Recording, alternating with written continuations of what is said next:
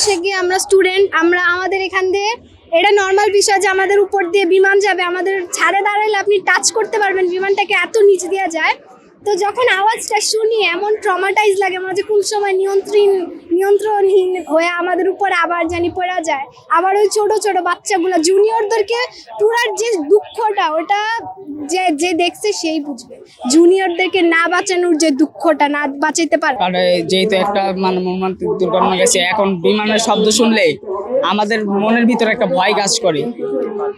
কারণ এই যে বিমানগুলো যায় কখন কোনটা ক্র্যাশ করে এটা তো বলা যায় না।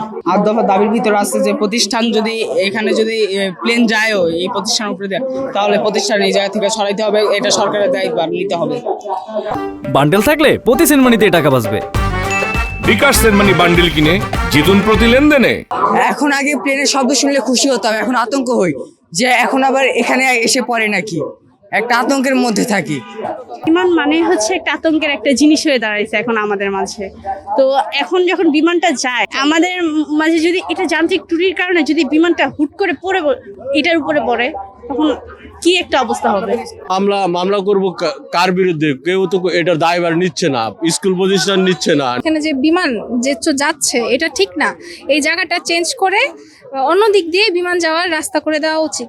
কারণ আমাদের এখানে আরো বাচ্চা আছে, আমার ভাই বোন অনেকেই তো আছে, বলা তো যায় না আবার কখন কি হবে।